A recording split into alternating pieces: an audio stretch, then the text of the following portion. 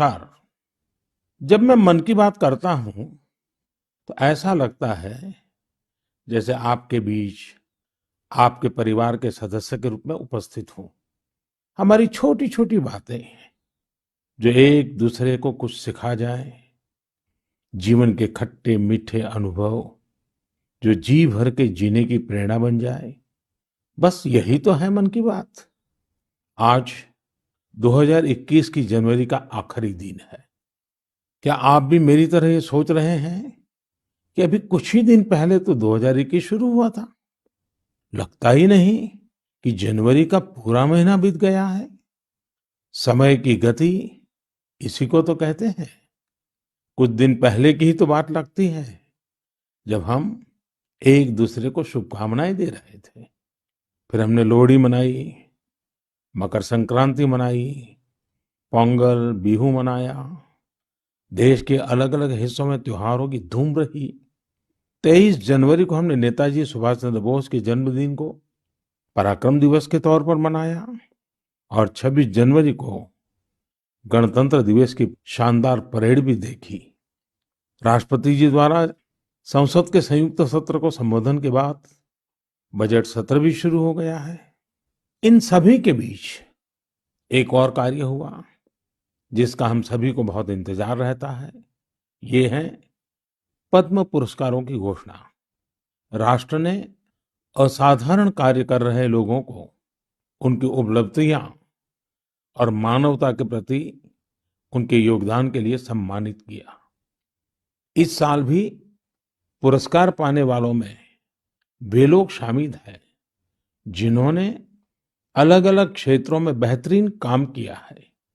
अपने कामों से किसी का जीवन बदला है, देश को आगे बढ़ाया है। यानी जमीनी स्तर पर काम करने वाले अनसंग हीरोज को पद्म सम्मान देने की जो परंपरा देश ने कुछ वर्ष पहले शुरू की थी, वो इस बार भी कायम रखी गई है। मेरा आप सभी से आग्रह है कि इन लोगों के बारे में, उनके योगदान के बारे में जरूर जानें। परिवार में उनके बारे में चर्चा करें।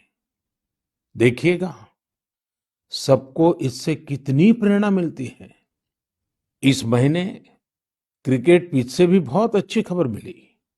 हमारी क्रिकेट टीम ने शुरुआती दिक्कतों के बाद शानदार वापसी करते हुए ऑस्ट्रेलिया में सीरीज जीती। हमारे खिलाड़ियों का हार्ड वर्क और टीम वर्क प्रेरित करने वाला है। इन सब के बीच दिल्ली में 26 जनवरी को तिरंगा का अपमान देख देश बहुत दुखी भी हुआ। हमें आने वाले समय को नई आशा और नवीनता से भरना है। हमने पिछले साल असाधारण संयम और साहस का परिचय दिया।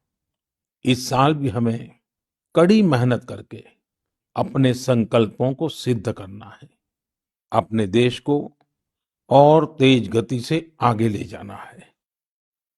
मेरे प्यारे देशवासियों, इस साल की शुरुआत के साथ ही कोरोना के खिलाफ हमारी लड़ाई को भी करीब-करीब 1 साल पूरा हो गया है। जैसे कोरोना के खिलाफ भारत की लड़ाई एक उदाहरण बनी है, वैसे ही अब हमारा वैक्सीनेशन प्रोग्राम भी दुनिया में एक मिसाल बन रहा है। आज भारत दुनिया का सबसे बड़ा कोविड वैक्सीन प्रोग्राम चला रहा है। अब जानते हैं और भी ज्यादा गर्व की बात क्या है? हम सबसे बड़े वैक्सीन प्रोग्राम के साथ ही दुनिया में सबसे तेज गति से अपने नागरिकों का वैक्सीनेशन भी कर रहे हैं। सिर्फ 15 दिन में भारत अपने 30 लाख से ज्यादा कोरोना वॉरियर का टीकाकरण कर चुका है, जबकि अमेरिका जैसे समृद्ध देश को इसी काम में 18 दिन लगे थे और ब्रिटेन को 36 दिन। साथियों, मेड इन इंडिया वैक्सीन आज भारत की आत्मनिर्भरता का तो प्रतीक है ही, भारत के आत्मगौरव का भी प्रतीक है। नमो ऐप पर यूपी से भाई हिमांशु यादव ने लिखा है कि मेड इन इंडिया वैक्सीन से मन में एक नया आत्मविश्वास आ गया है। मदुरई से कीर्ति जी लिखती हैं कि उनके कई विदेशी दोस्त उनको मैसेज भेजकर भारत का शुक्रिया अदा कर रहे हैं। कीर्ति जी के दोस्तों ने उन्हें लिखा है कि भारत ने जिस तरह कोरोना से लड़ाई में दुनिया की मदद की है, उससे भारत के बारे में उनके मन में इज्जत और भी बढ़ गई है। कीर्ति जी, देश का ये गौरवगान सुनकर मन की बात के श्रोताओं को भी गर्व होता है। आजकल मुझे भी अलग-अलग देशों के राष्ट्रपति और प्रधानमंत्रियों की तरफ से भारत के लिए ऐसे ही संदेश मिलते हैं। आपने भी देखा होगा, अभी ब्राजील के राष्ट्रपति ने ट्वीट करके जिस तरह से भारत को धन्यवाद दिया है, वो देखकर हर भारतीय को कितना अच्छा लगा। हजारों किलोमीटर दूर दुनिया के दूर सुदूर कोने के निवासियों को रामायण के उस प्रसंग की इतनी गहरी जानकारी है, उनके मन पर गहरा प्रभाव है। ये हमारी संस्कृति की विशेषता है। साथियों, इस वैक्सीनेशन कार्यक्रम में आपने एक और बात पर अवश्य ध्यान दिया होगा। संकट के समय में भारत दुनिया की सेवा इसलिए कर पा रहा है क्योंकि भारत आज दवाओं और वैक्सीन को लेकर सक्षम है, आत्मनिर्भर है। यही सोच आत्मनिर्भर भारत अभियान की भी है। भारत जितना सक्षम होगा, उतनी ही अधिक मानवता की सेवा करेगा, उतना ही अधिक लाभ दुनिया को होगा। मेरे प्यारे देशवासियों, हर बार आपके ढेर सारे पत्र मिलते हैं। नमो ऐप और माय गॉव पर आपके मैसेजेस, फोन कॉल्स के माध्यम से आपकी बातें जानने का अवसर मिलता है। इन्हीं संदेशों में एक ऐसा भी संदेश है जिसने मेरा ध्यान खींचा। ये संदेश है बहन प्रियंका पांडे जी का। 23 साल की बेटी प्रियंका जी हिंदी साहित्य की विद्यार्थिनी है और बिहार के सिवान में रहती है।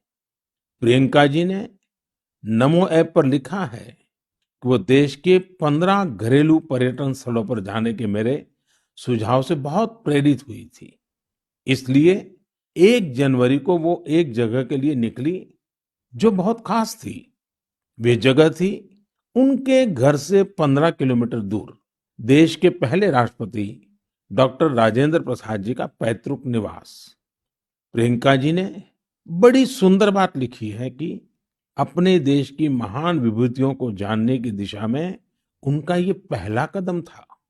प्रियंका जी को वहां डॉक्टर राजेंद्र प्रसाद जी द्वारा लिखी गई पुस्तकें मिली, अनेक ऐतिहासिक तस्वीरें मिली।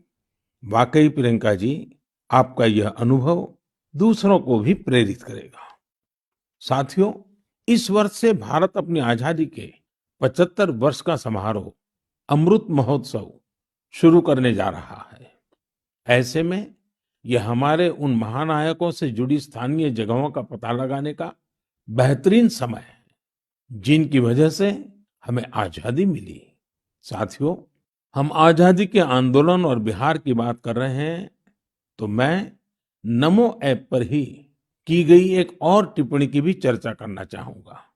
मुंगेर के रहने वाले जयराम विप्लव जी ने मुझे तारापुर शहीद दिवस के बारे में लिखा है। 15 फरवरी 1932 1932 को देशभक्तों की एक टोली के कई वीर नौजवानों की अंग्रेजों ने बड़ी ही निर्ममता से हत्या कर दी थी। उनका एकमात्र अपराध यह था कि वे वंदे मातरम और भारत माँ की जय के नारे लगा रहे थे। मैं उन शहीदों को नमन करता हूँ और उनके साहस का श्रद्धापूर्वक स्मरण करता हूँ। मैं जयराम विप्लव जी को धन्यवाद देना चाहता हूँ। वे एक ऐसी घटना को देश के सामने लेकर आए जिस पर उतनी चर्चा नहीं हो पाई जितनी होनी चाहिए थी। मेरे प्यारे देशवासियों, भारत के हर हिस्से में, हर शहर, कस्बे और गांव में आजादी की लड़ाई पूरी ताकत के साथ लड़ी गई थी। भारत भूमि के हर कोने में ऐसे महान सपूतों और वीरांगनाओं ने जन्म लिया जिन्होंने राष्ट्र के लिए अपना जीवन न्योछावर कर दिया। ऐसे में यह बहुत महत्वपूर्ण है कि हमारे लिए किए गए उनके संघर्षों और उनसे जुड़ी यादों को हम संजो कर रखें और इसके लिए उनके बारे में लिखकर हम अपनी भावी पीढ़ियों के लिए उनकी स्मृतियों को जीवित रख सकते हैं। मैं सभी देशवासियों को और खास करके अपने युवा साथियों को आह्वान करता हूं कि ये देश के स्वतंत्रता सेनानियों के बारे में, आजादी से जुड़ी घटनाओं के बारे में लिखें। अपने इलाके में स्वतंत्रता संग्राम के दौर की वीरता की गाथाओं के बारे में किताबें लिखें। अब जबकि भारत अपनी आजादी के 75 वर्ष मनाएगा, तो आपका लेखन आजादी के नायकों के प्रति उत्तम श्रद्धांजलि होगी। यंग राइटर्स के लिए इंडिया 75 के निमित्त एक इनिशिएटिव शुरू किया जा रहा है। इससे सभी राज्यों और भाषाओं के युवा लेखकों को प्रोत्साहन मिलेगा। देश में बड़ी संख्या में ऐसे विषयों पर लिखने वाले राइटर्स तैयार होंगे जिनका भारतीय विरासत और संस्कृति पर गहन अध्ययन होगा। हमें ऐसी उभरती प्रतिभाओं की पूरी मदद करनी है। इससे भविष्य की दिशा निर्धारित करने वाले थॉट लीडर्स का एक वर्ग भी तैयार होगा। मैं अपने युवा मित्रों को इस पहल का हिस्सा बनने और अपने साहित्यिक कौशल का अधिक से अधिक उपयोग करने के लिए आमंत्रित करता हूं। इससे जुड़ी जानकारियां शिक्षा मंत्रालय की वेबसाइट से प्राप्त कर सकते हैं। मेरे प्यारे देशवासियों, मन की बात में श्रोताओं को क्या पसंद आता है, ये आप ही बेहतर जानते हैं। लेकिन मुझे मन की बात में सबसे अच्छा ये लगता है कि मुझे बहुत कुछ जानने, सीखने और पढ़ने को मिलता है। एक प्रकार से परोक्ष रूप से आप सबसे जुड़ने का अवसर मिलता है। किसी का प्रयास, किसी का जज्बा, किसी का देश के लिए कुछ कर गुजर जाने का जुनून, ये सब मुझे बहुत प्रेरित करते हैं, ऊर्जा से भर देते हैं। हैदराबाद के बोयिनपल्ली में एक स्थानीय सब्जी मंडी किस तरह अपने दायित्व को निभा रही है, ये पढ़कर भी मुझे बहुत अच्छा लगा। हम सब ने देखा है कि सब्जी मंडियां में अनेक वजहों से काफी सब्जी खराब हो जाती है। ये सब्जी इधर-उधर फैलती हैं, गंदगी भी फैलाती हैं। लेकिन बोयिनपल्ली की सब्जी मंडी ने तय किया कि हर रोज बचने वाली इन सब्जियों को ऐसे ही फेंका नहीं जाएगा। सब्जी मंडी से जुड़े लोगों ने तय किया, इससे बिजली बनाई जाएगी। बेकार हुई सब्जियों से बिजली बनाने के बारे में शायद ही आपने कभी सुना हो। यही तो इनोवेशन की ताकत है। आज बोयिनपल्ली की मंडी में पहले जो वेस्ट था, आज उसी से वेल्थ क्रिएट हो रही है। यही तो कचरे से कंचन बनाने की यात्रा है। वहां हर दिन करीब 10 टन वेस्ट निकलता है। इसे एक प्लांट में इकट्ठा कर लिया जाता है। प्लांट के अंदर इस वेस्ट से हर दिन 500 यूनिट बिजली बनती है और करीब 30 किलो बायोफ्यूल भी बनता है।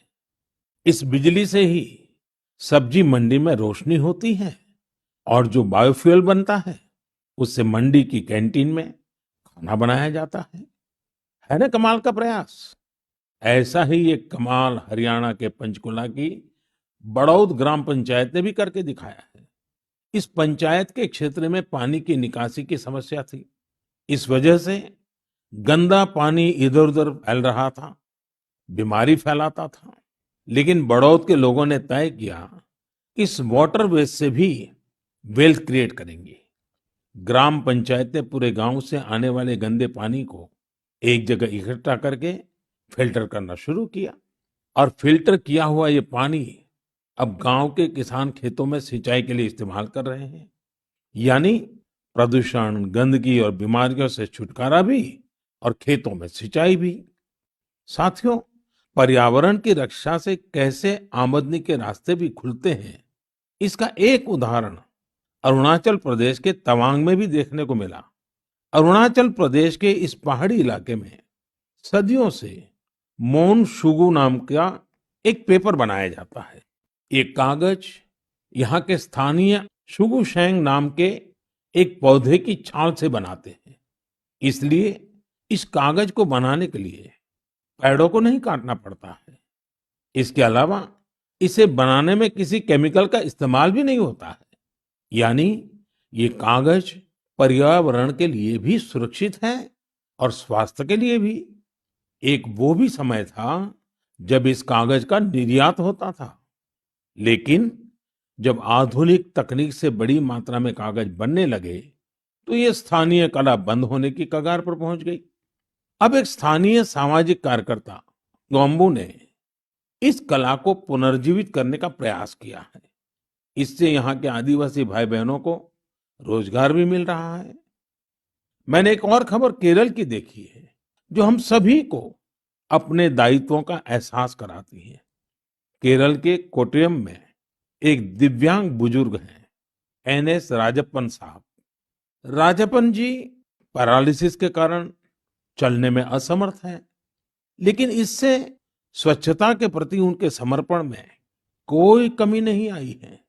वो पिछले कई सालों से नाव से वेम्बनाड झील में जाते हैं और झील में फेंकी गई प्लास्टिक की बोतलें बाहर निकाल करके ले आते हैं।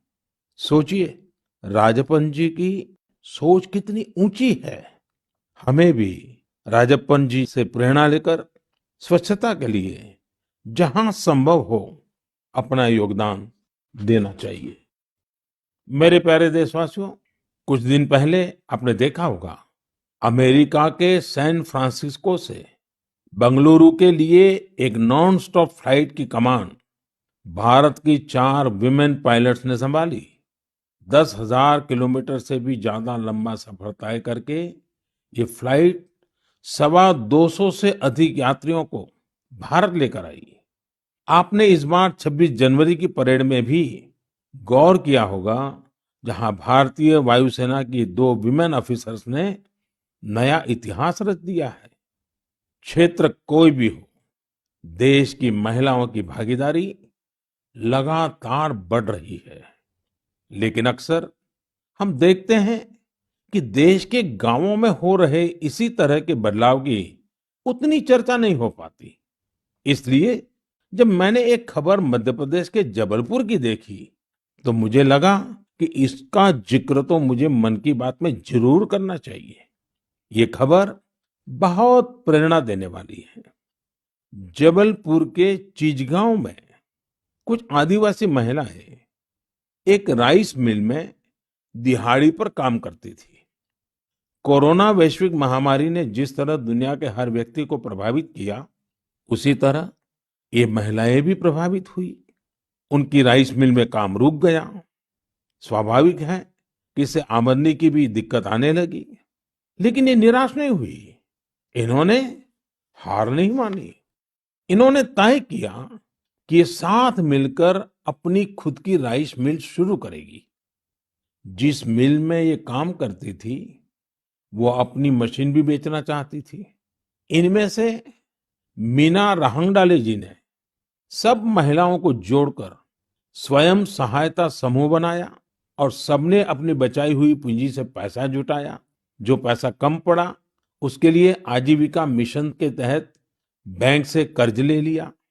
और अब देखिए, इन आदिवासी बहनों ने वही राइस मिल खरीद ली जिसमें वो कभी काम किया करती थी। आज वो अपनी खुद की राइस मिल चला रही हैं। इतने ही दिनों में इस मिल ने करीब 3 लाख रुपए का मुनाफा भी कमा लिया है। इस मुनाफे से मीना जी और उनकी साथी सबसे पहले बैंक का लोन चुकाने और फिर अपने व्यापार को बढ़ाने के लिए तैयारी कर रही हैं।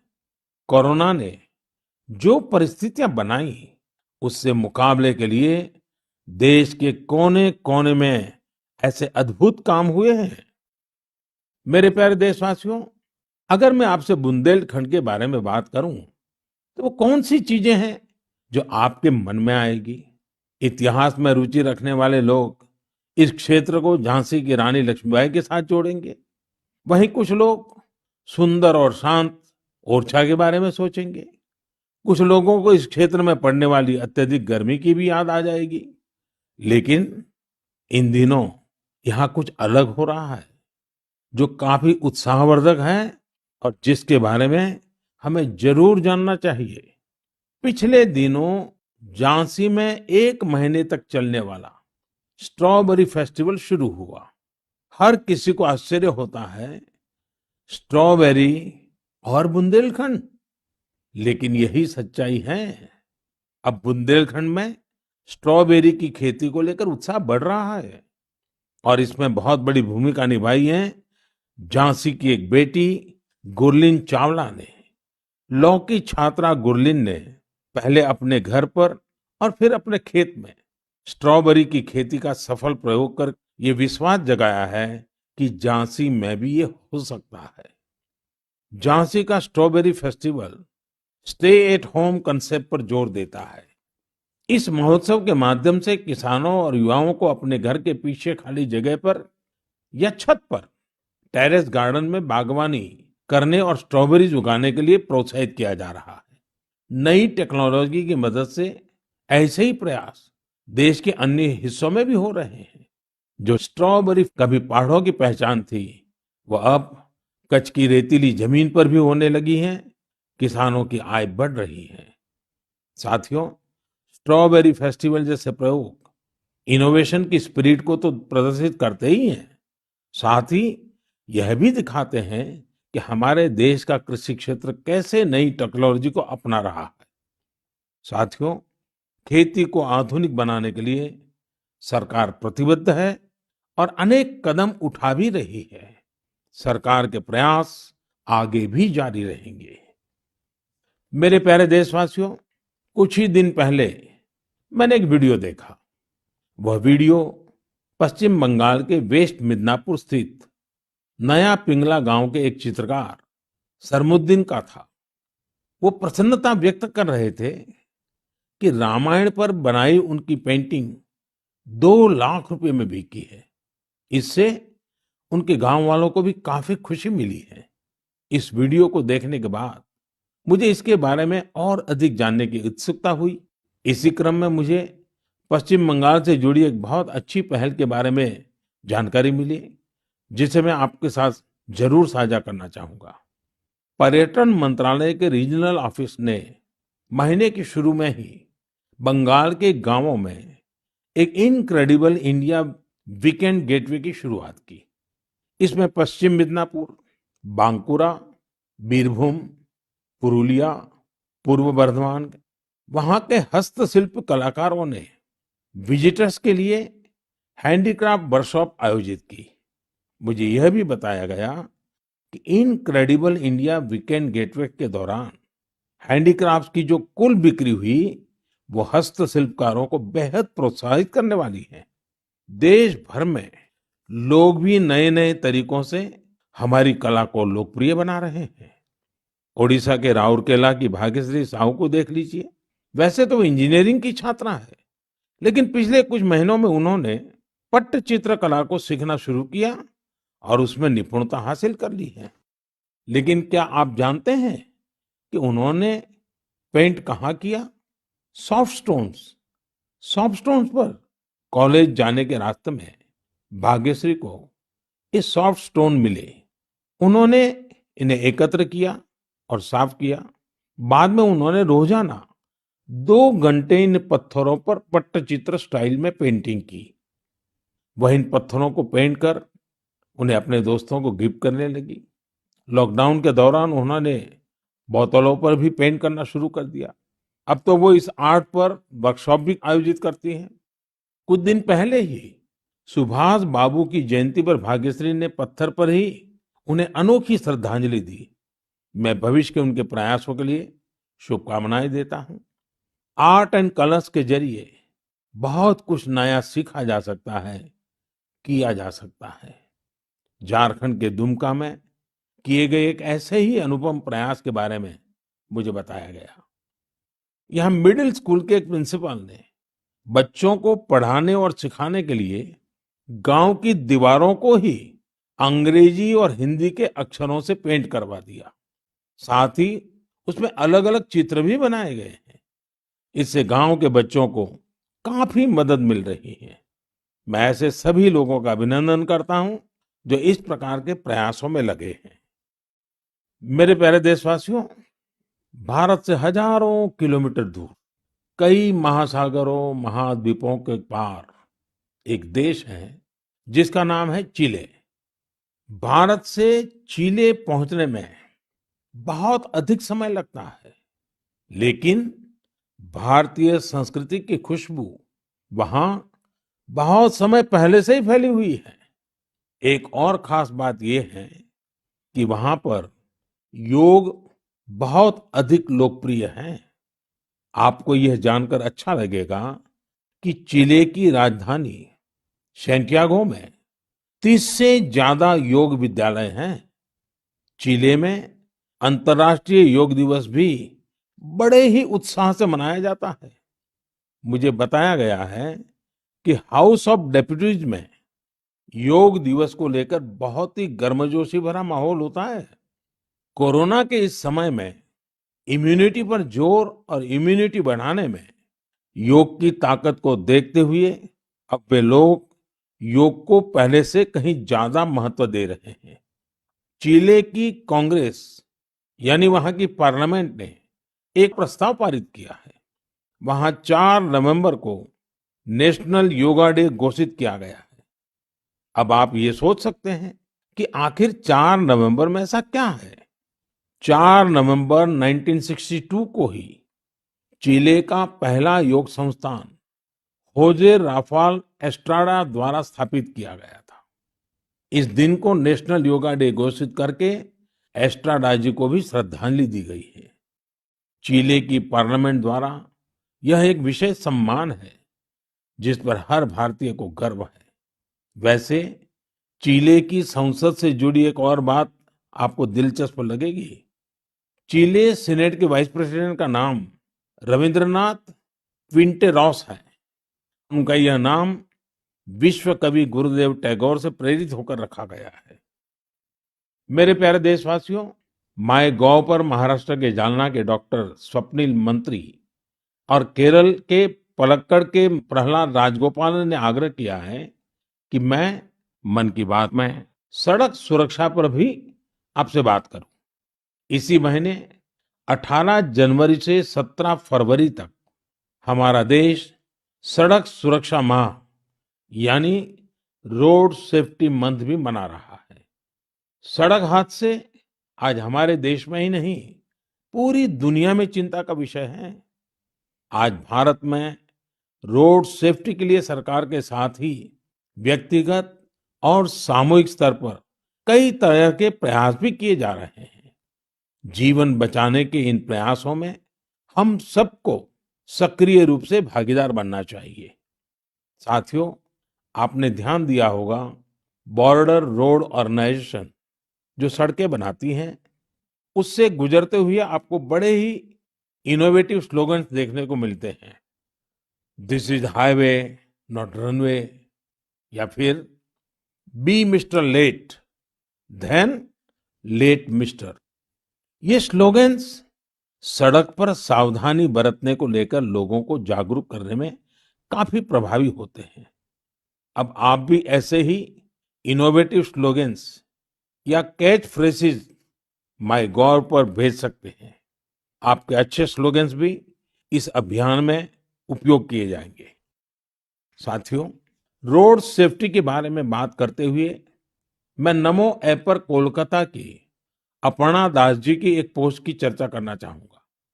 अपर्णा जी ने मुझे फास्टैग प्रोग्राम पर बात करने की सलाह दी है।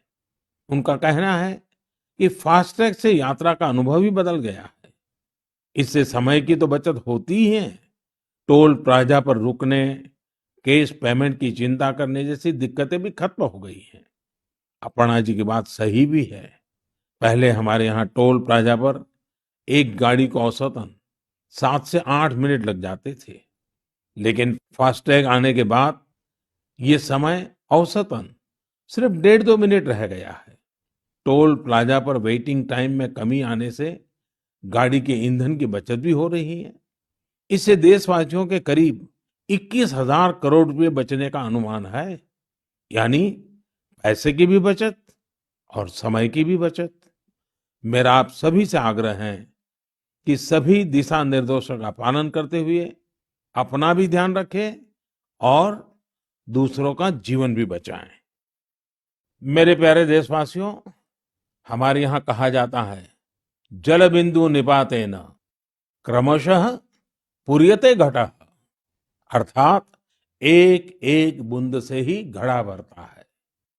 हमारे एक एक प्रयास से ही हमारे संकल्प सिद्ध होते हैं। इसलिए 2021 की शुरुआत जिन लक्ष्यों के साथ हमने की है, उनको हम सबको मिलकर ही पूरा करना है। तो आइए हम सब मिलकर इस साल को सार्थक करने के लिए अपने अपने कदम बढ़ाएं। आप अपना संदेश, अपने आइडियाज जरूर भेजते रहिएगा। अगले महीने हम फिर मिलेंगे। इति विदा, पुनर्मिलनाय।